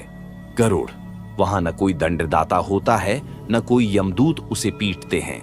वहां आत्मा स्वयं अपने अपराधों का अनुभव करती है, जैसे आंख खोलने के बाद कोई दुःस्वप्न असली लगे, और तब वह आत्मा कराह उठती है, पर वह करुणा नहीं पाती, क्योंकि वह करुणा उसने दूसरों को कभी दी ही नहीं। नरक के विविध स्तर हैं, तामिस्र, रौरव, महारौरव और भी अनगिनत। प्रत्येक स्थान आत्मा की चेतना के अपराध के अनुरूप होता है। वहां ताप, भय, भूख और तृष्णा होते हैं, परंतु इनसे मुक्ति का द्वार भी खुला रहता है, क्योंकि यह यातना अनंत नहीं होती, यह केवल आत्मा को उसकी गहराइयों से परिचित कराने के लिए होती है। जब आत्मा नरक के इन स्तरों से गुजरती है और उसका पाप भार धीरे धीरे कम होने लगता है, तब एक और रहस्य खुलता है, पुनर्जन्म का रहस्य, जहां आत्मा को फिर से देह प्राप्त होती है और उसे एक और अवसर दिया जाता है। यह कोई दंड नहीं, बल्कि ब्रह्मांड की सबसे करुणामयी व्यवस्था है। आत्मा जिसने अपने कर्मों से अनुभवों का बोझ उठाया है, उसे एक नई देह दी जाती है, ताकि वह अधूरे ज्ञान को पूर्ण कर सके, अधूरे कर्मों को समर्पण में बदल सके। हे गरुड़, यह देह का चक्र कोई आकस्मिक घटना नहीं, यह सूक्ष्म गणना का परिणाम है। आत्मा किस योनि में जन्म लेगी, यह तय होता है उसके पिछले जन्मों की चेतना की दिशा से। यदि उसका मन मोह, हिंसा और वासना से भरा रहा तो उसे अधोगति मिलती है, कीट, पतंग या पशु के रूप में। पर यदि उसका अंतःकरण शुद्ध रहा, सेवा और विवेक से भरा रहा, तो वह फिर मनुष्य बनकर जन्म पाती है। यही मनुष्य जन्म सर्वश्रेष्ठ है, क्योंकि यहीं उसे फिर से मुक्ति का द्वार मिलता है। यहीं उसे वेद, गुरु और शास्त्रों की छाया में चलने का अवसर मिलता है। परंतु गरुड़, यह देह भी क्षणभंगुर है, यह अवसर भी अस्थायी है। यदि आत्मा इसे फिर से विकारों में घंवा दे तो चक्र फिर आरंभ हो जाता है। पुनर्जन्म की प्रकृति भी रहस्य से भरी है। जब आत्मा माता के गर्भ में प्रवेश करती है, तब वह अपने पूर्व जन्म को भूल जाती है, क्योंकि वह स्मृति यदि उसके साथ रहती तो वह नया जीवन जी ही नहीं पाती। परंतु वह स्मृति सूक्ष्म स्तर पर आत्मा में रहती है, जो कभी कभी स्वप्नों, आशंकाओं और अनजानी इच्छाओं में प्रकट होती है।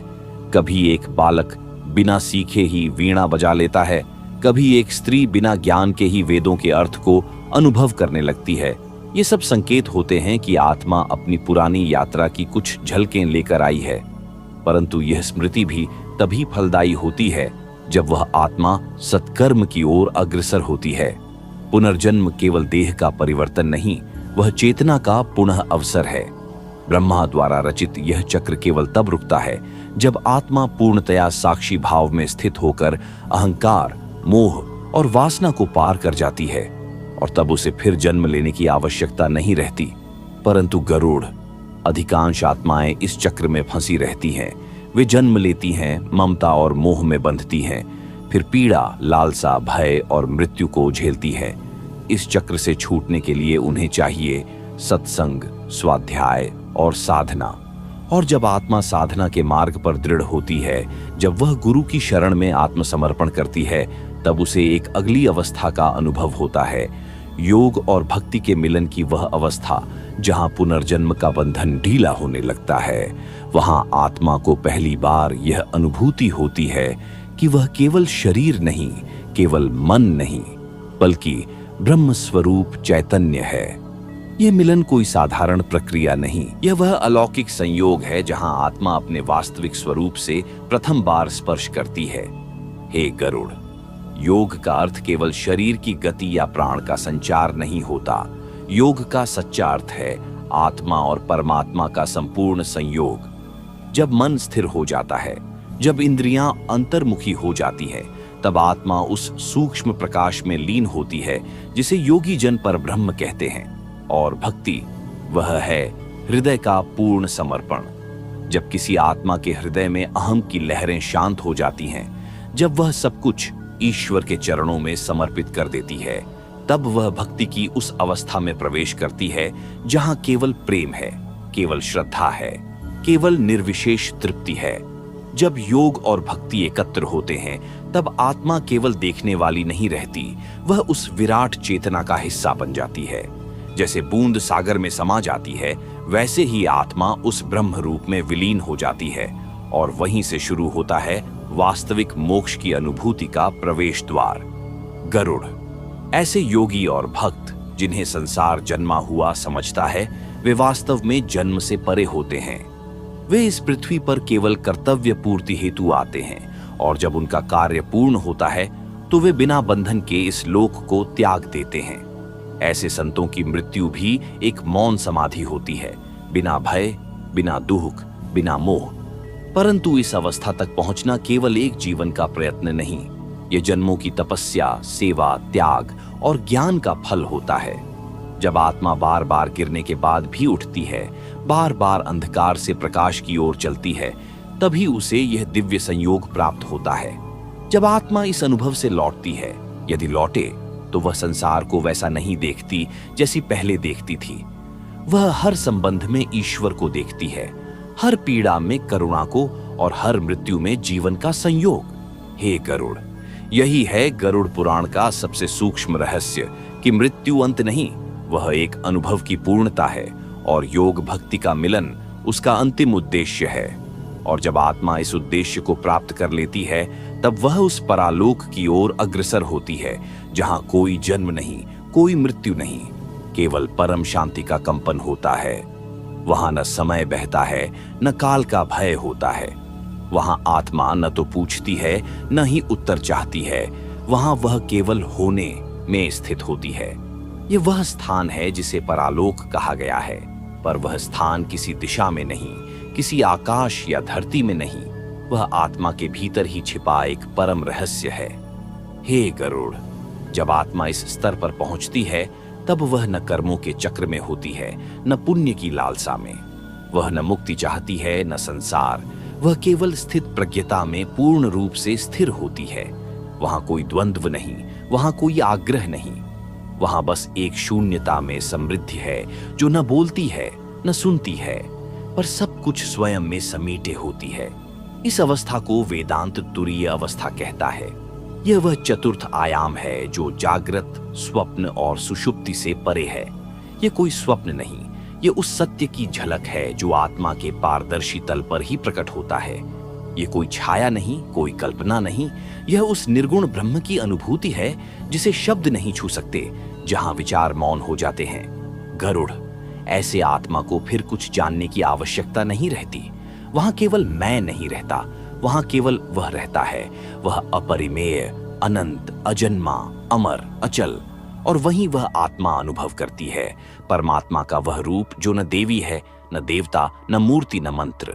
वह एक दिव्य निशब्द स्पंदन है जिसमें सब कुछ विलीन हो जाता है। इस रहस्य की समझ कोई ग्रंथ नहीं दे सकता, कोई उपदेश नहीं दे सकता। यह केवल अनुभूति से प्राप्त होता है, उस चित्त की शुद्धि से जो वर्षों की तपस्या, साधना और समर्पण से निर्मल हुआ हो। पर गरुड़, सभी आत्माएं वहां नहीं पहुंचती। कुछ आत्माएं जन्म जन्मांतर की उलझनों में फंसी होती है, उन्हें यह शांति नहीं मिलती। वे फिर से लोकों में भ्रमण करती हैं, देवलोक, पितृलोक, मृत्युलोक।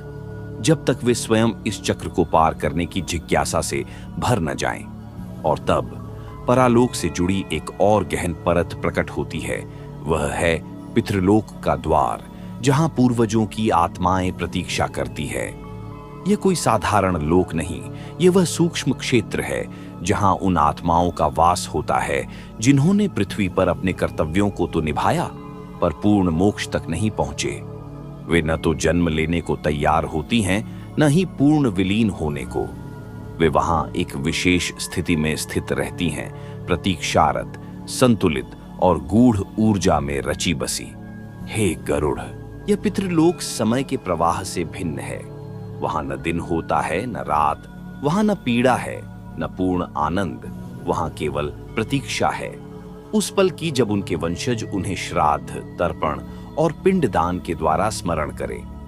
क्योंकि जब यह कर्म श्रद्धा से किया जाता है तब पितृलोक में ऊर्जा का कंपन बढ़ता है और आत्माओं को एक विश्राम की अनुभूति होती है। यह श्राद्ध मात्र रस्म नहीं, यह ऊर्जा का प्रेषण है। जब कोई पुत्र गंगाजल, तिल, कुश और मंत्रों के साथ पिंडदान करता है तब वह केवल अन्न नहीं दे रहा, वह एक माध्यम बनता है उस ब्रह्म रेखा का जो मृत और जीवित के बीच पुल बनाती है। परंतु हे गरुड़, यदि वंशज अपने पितरों को भूल जाते हैं, यदि श्राद्ध का त्याग कर दिया जाता है, तो पितृलोक की आत्माएं व्याकुल हो जाती है। वे ऊर्जा की खोज में पृथ्वी पर लौटने के संकेत देती हैं, रोग, संकट, संतानहीनता और अकारण कष्ट के रूप में। यह उनका विलाप नहीं, उनका अदृश्य संदेश होता है जिसे केवल सूक्ष्म दृष्टि से देखा जा सकता है। इसलिए गरुड़, हर वर्ष पितृपक्ष आता है, वह समय जब पितृलोक के द्वार पृथ्वी की ओर खुले रहते हैं। उन दिनों में आत्माएं अपने प्रियजनों के समीप आती हैं। यदि वे प्रेम, श्रद्धा और संकल्प से तर्पण करें तो वे आत्माएं ऊर्जा ग्रहण कर पुनः संतुलन को प्राप्त करती हैं। पर एक और रहस्य छिपा है। कुछ आत्माएं पितृलोक में भी चैन नहीं पाती। वे कुछ अधूरे कर्मों के कारण, कुछ अटूट बंधनों के कारण पृथ्वी से जुड़ी रहती हैं। वे न प्रेत होती हैं न दिव्य, वे बीच की स्थिति में होती हैं। इन्हें ही शास्त्रों ने विचरती आत्माएं कहा है।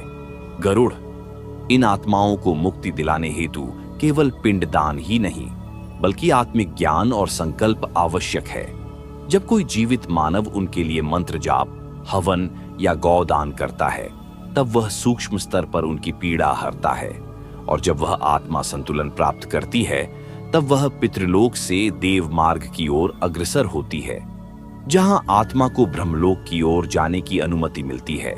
पर यह मार्ग केवल उन्हीं के लिए है जो पूर्ण श्रद्धा, सत्कर्म और विवेक के साथ स्मरण किए गए हों। केवल वे ही आत्माएं देव मार्ग की ओर अग्रसर होती हैं। देव मार्ग कोई बाह्य आकाशगामी पथ नहीं, अपितु चेतना की एक सूक्ष्म धार है जो आत्मा को स्थूल लोकों से ऊपर दिव्य आयामों की ओर ले जाती है। यह मार्ग केवल पुण्य या प्रार्थना से नहीं खुलता, यह सच्चे अंतःकरण के दीप से प्रकाशित होता है। हे गरुड़, जब आत्मा उस मार्ग पर चलती है तो वह पहले एक प्रकाश सागर में प्रवेश करती है।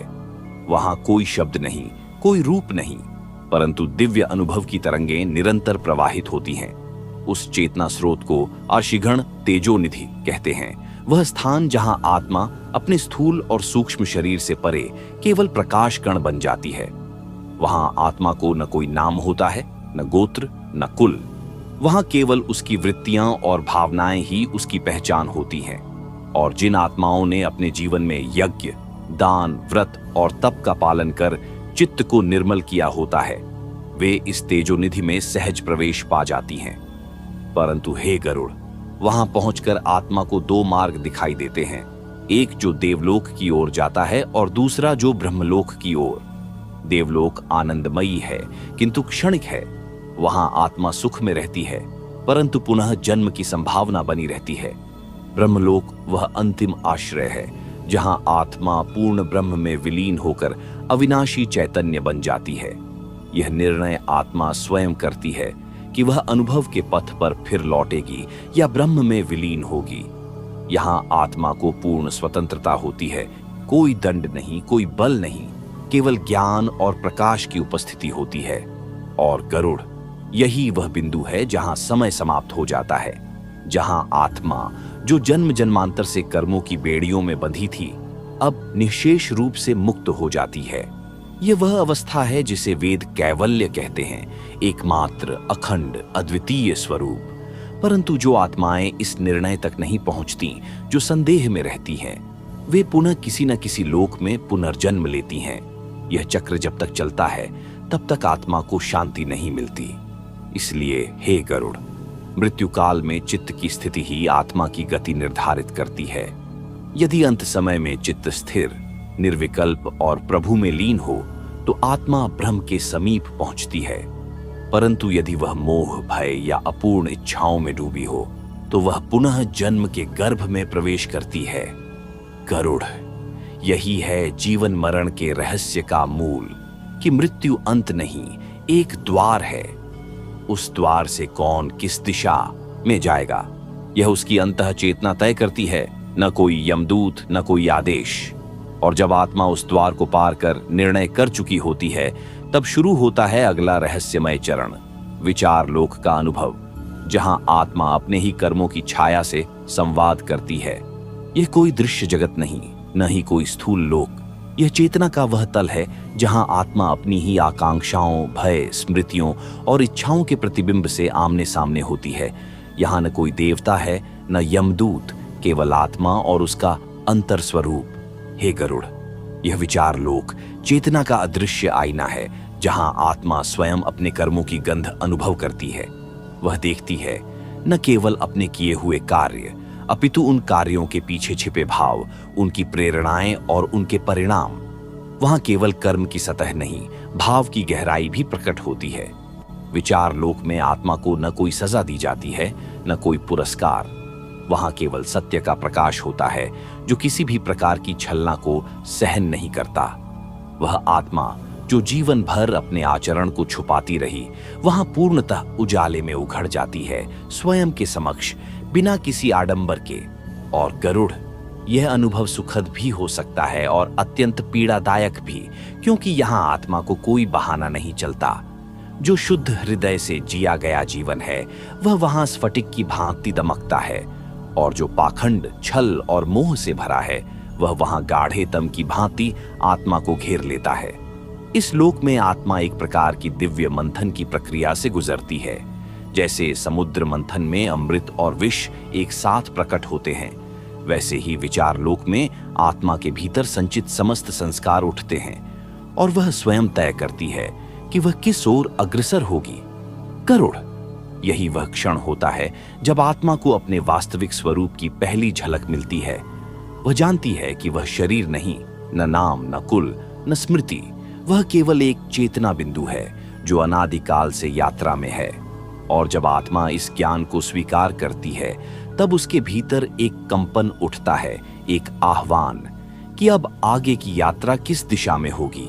यदि आत्मा उस ज्ञान को धारण कर पाती है, तो वह अग्निलोक की ओर प्रस्थान करती है, जहां प्रभा और चेतना की अग्नि उसे शुद्ध करती है। यह अग्निलोक कोई जलता हुआ स्थान नहीं, यह वह ऊर्जा केंद्र है जहां आत्मा के भीतर की तमस, रजस और अज्ञान जलते हैं और केवल सत्व शेष रह जाता है। हे गरुड़, यह अग्निलोक कोई सज्जा नहीं, यह एक शुद्धिकरण की क्रिया है, जहां आत्मा स्वर्ण सदृश तप कर निखरती है। यह अग्नि बाह्य नहीं, यह अंतराग्नि है जो चेतना को परिपक्व बनाती है। और जब आत्मा अग्निलोक में अपने समस्त अहंकार को भस्म कर देती है, तब वह तैयार होती है अगले रहस्यपूर्ण मार्ग के लिए, जो उसे देव चेतना की सीमाओं से परे साक्षात्कार के लोक की ओर ले जाता है। यह वह क्षेत्र है जहां आत्मा केवल देखती नहीं, अब वह अनुभव बन जाती है। जो सत्य अब तक केवल सुना गया था, अब वह आत्मा के भीतर उतरता है। न विचार शेष रहते हैं, न वाणी, केवल साक्षात्कार, केवल उपस्थिति। हे गरुड़, इस लोक में न कोई दिशा होती है, न कोई स्वर, न कोई रूप, फिर भी सब कुछ स्पष्ट, दिव्य और प्रत्यक्ष होता है। आत्मा यहाँ अपने अस्तित्व का न केवल दर्शन करती है, बल्कि उसे स्पंदन रूप में अनुभव भी करती है। यह वह स्तर है जहां आत्मा को अपने जन्मों की कड़ी समझ आने लगती है। कौन सा जन्म क्यों हुआ, कौन सी पीड़ा किस कारण आई, किस कर्म ने कौन सा फल दिया। यह लोक आत्मा को संपूर्ण आत्मज्ञान की दहली तक ले आता है। यहाँ आत्मा ब्रह्म से विलीन नहीं होती, बल्कि उसके प्रकाश से आलोकित होती है। वह अब जान जाती है कि वह सदा से चिरंतन है, नष्ट नहीं होती, कभी उत्पन्न नहीं हुई, केवल रूपांतरण और अनुभव की यात्रा में है। गरुड़। यहाँ आत्मा न किसी यमदूत को देखती है, न किसी देवता को। अब वह केवल एक ही सत्ता को अनुभव करती है, ब्रह्म की दिव्य चेतना जो सर्वत्र व्याप्त है। आत्मा को अब यह भली भांति ज्ञात हो जाता है कि वह जितना बाहर खोजती रही, वह सब कुछ उसके भीतर ही था। साक्षात्कार का यह लोक आत्मा को दो विकल्प देता है। यदि आत्मा अपने भीतर उठती दिव्य तरंगों के साथ एक रूप हो जाए तो वह ज्ञान लोक में प्रवेश करती है। अन्यथा यदि आत्मा अभी भी किसी अनुभव, किसी भाव, किसी संकल्प में बंधी हो तो वह एक और जन्म लेने हेतु सृष्टि चक्र में उतर जाती है। यहाँ गरुड़ पूर्ण विवेक का क्षण आता है।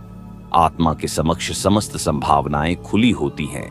वह चाहे तो देवत्व प्राप्त करे, चाहे तो मानव जन्म लेकर पुनः संसार में प्रविष्ट हो। यह वह बिंदु है जहां न कोई आकर्षण है, न भय, केवल चेतना की पूर्ण स्वतंत्रता। और जब आत्मा इस साक्षात्कार से पूर्ण होकर आगे बढ़ती है, तब वह ज्ञान लोक की ओर जाती है, जहां न केवल ब्रह्म का अनुभव होता है, बल्कि उस अनुभव का स्थायित्व भी आरंभ होता है। वहां आत्मा को न केवल मोक्ष का आभास होता है, बल्कि वह मोक्ष की प्रकृति को समझने लगती है। यह ज्ञान लोक कोई निर्जीव शांति का क्षेत्र नहीं, यह दिव्य गति की मौन लहर है। यहाँ आत्मा एक रचना बन जाती है, ब्रह्म की, प्रकाश की, अमृत की। अब वह संसार की ओर नहीं देखती, बल्कि वह स्वयं स्रोत बन जाती है, जिससे चेतना की धाराएं प्रवाहित होती है। हे गरुड़, यही वह अवस्था है जहां आत्मा को ज्ञात होता है कि मृत्यु एक भ्रम है और जीवन भी केवल अनुभव का माध्यम मात्र है। सत्य केवल एक है, अविचल, निर्गुण, अचिंत्य ब्रह्म। और जब आत्मा इस ज्ञान में स्थित हो जाती है, तब वह अंतिम द्वार की ओर बढ़ती है, जहां विचार, भाव, गति और स्थान सब लय को प्राप्त हो जाते हैं। वहां आत्मा किसी सीमित सत्ता का अंश नहीं रहती, वह स्वयं परम सत्ता में पूर्णतः विलीन हो जाती है। इस स्थिति को न मोक्ष कहना पर्याप्त है, न निर्वाण। यह वह अनुभूति है जहां स्वयं का होना भी अनुभव नहीं रह जाता। वहां केवल अस्तित्व का शून्य नहीं, परिपूर्णता का असीम आकाश होता है। हे गरुड़, जब आत्मा इस स्थिति में पहुंचती है, तब वह न देवता होती है, न साधक, न वह लोकों में विचरण करती है, न जन्मों में लौटती है। वह परब्रह्म की ध्वनि बन जाती है, वह ध्वनि जो अनाहत है, जो अनंत है, जो काल और स्थान से परे केवल स्पंदन है। यह स्थिति निःशब्द होते हुए भी संपूर्ण संगीत है। वहां कोई नाम नहीं लिया जाता, कोई प्रार्थना नहीं होती, क्योंकि वहां प्रार्थी और पूज्य एक हो चुके होते हैं। आत्मा अब स्वप्न नहीं देखती, क्योंकि अब वह स्वयं ही दृष्टा, दृश्य और दर्शन बन चुकी है। हे गरुड़, मनुष्य का शरीर जिस चेतना से बना है, वह चेतना इस परम स्थिति की ही एक छोटी सी झलक है, परंतु जीवन भर वह झलक अज्ञान और मोह की धूल से ढकी रहती है। और जो पुण्यात्मा इस यात्रा को पूर्ण करता है, वह केवल स्वयं के लिए नहीं, समस्त चेतनाओं के लिए प्रकाश का स्रोत बन जाता है।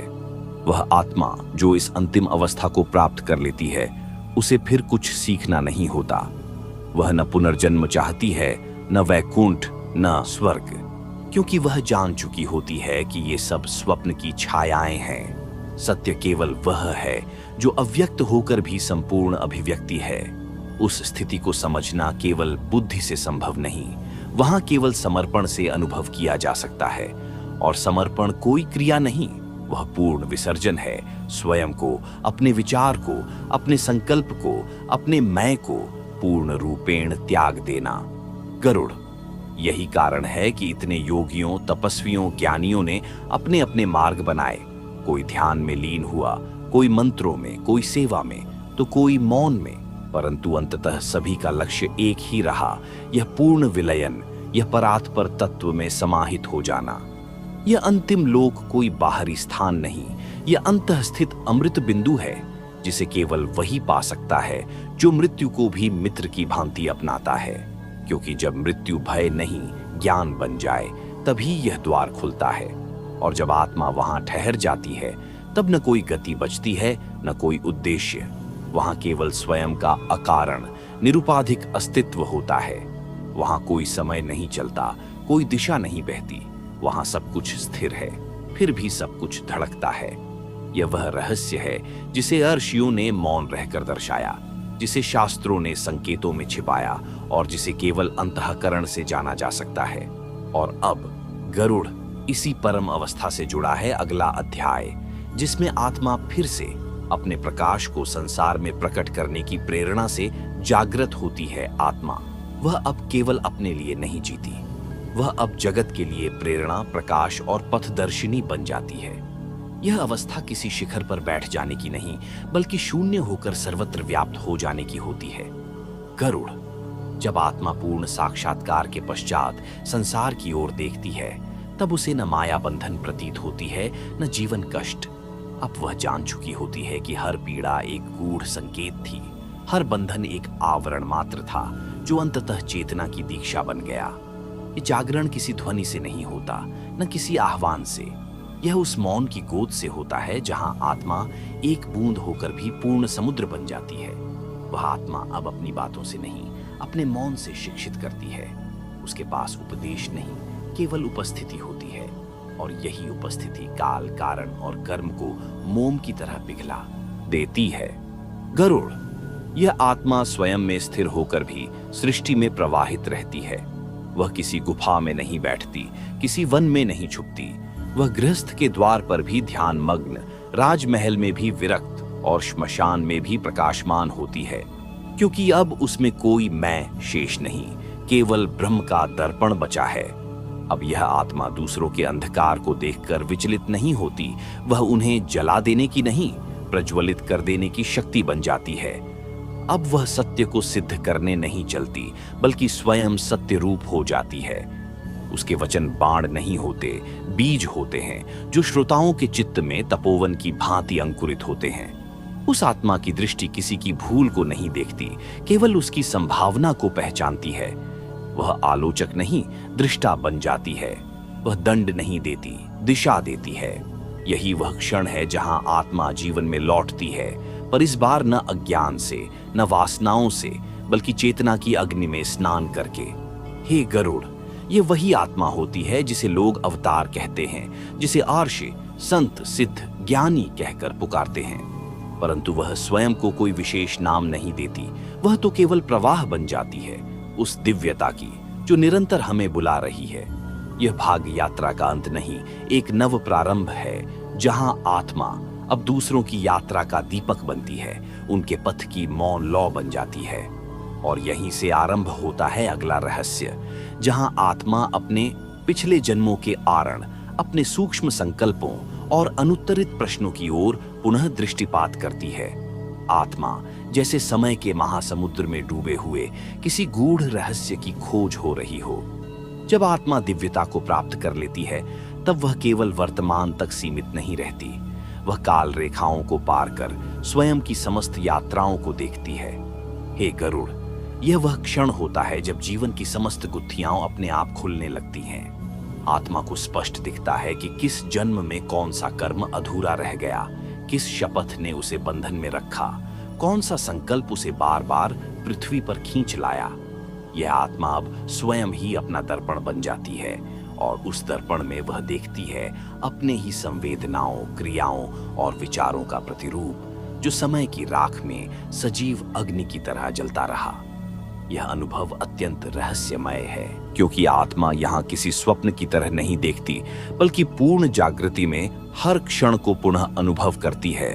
वह जानती है कि कुछ संबंध अधूरे छूट गए, कुछ वचनों ने किसी और आत्मा को बांध रखा है, कुछ पीड़ाएं ऐसी हैं जो अब भी सूक्ष्म शरीर में बसी हुई हैं। और तब, हे गरुड़, आत्मा उन सब बंधनों को पहचान कर उन्हें मुक्त करने की इच्छा प्रकट करती है। यह इच्छा अब कर्म की नहीं, करुणा की होती है। यह वह क्षण होता है जब आत्मा पुनर्जन्म की आवश्यकता से नहीं, बल्कि अन्य आत्माओं की पूर्णता हेतु लौटने को तत्पर होती है। यहाँ गरुड़ वह प्रश्न उठता है जो चिरकाल से प्रत्येक साधक के हृदय में गूंजता है। यदि आत्मा पूर्ण हो गई, तो फिर वह लौटती क्यों है? और उत्तर मिलता है। वह लौटती है क्योंकि पूर्णता का धर्म है बांटना, प्रकाश का धर्म है फैलना। यह आत्मा फिर जन्म लेती है, पर अब वह बालक नहीं, चेतना का दीपक बनकर आती है। वह खेलती है, हंसती है, पीड़ाएं भी सहती है, पर भीतर से कभी असंपूर्ण नहीं होती। वह हर परिस्थिति में स्थिर, शांत और जागृत रहती है। यही आत्मा पुनः संसार में रहकर भी संसार से परे हो जाती है। और जब उसका अंतिम कार्य भी पूर्ण हो जाता है, जब उसके सब संकल्प, आरण, भावनाएं, वचन और स्मृतियां विलीन हो जाती हैं, तब वह एक ऐसी स्थिति को प्राप्त करती है जिसे शब्दों में बांधा नहीं जा सकता। वह स्थिति न पूर्ण विराम है, न आरंभ। वह स्थिति न प्रकाश है, न अंधकार। वह केवल एक तत्व है, अद्वैत, निर्विशेष, अखंड। यहीं पर गरुड़ पुराण की रहस्यमय यात्रा अपने पूर्णत्व को प्राप्त करती है, जहां न कोई शंका शेष रहती है, न कोई प्रत्याशा, केवल पर ब्रह्म की अखंड चेतना, जिसमें न कोई नाम है, न रूप, केवल होना है। यहां आत्मा न चलती है, न रुकती है, वह केवल विलीन हो जाती है, अनाहत नाद में, शाश्वत ध्वनि में, प्रणव के अंतहीन स्पंदन में। इस अंतिम बिंदु पर पहुंचकर गरुड़, हर शास्त्र मौन हो जाता है, हर वाणी शांत, क्योंकि जहां ब्रह्म है वहां शब्द नहीं, केवल अनुभूति है। ये वही क्षण है जहां सब कुछ समाप्त होकर पूर्ण रूप से आरंभ होता है।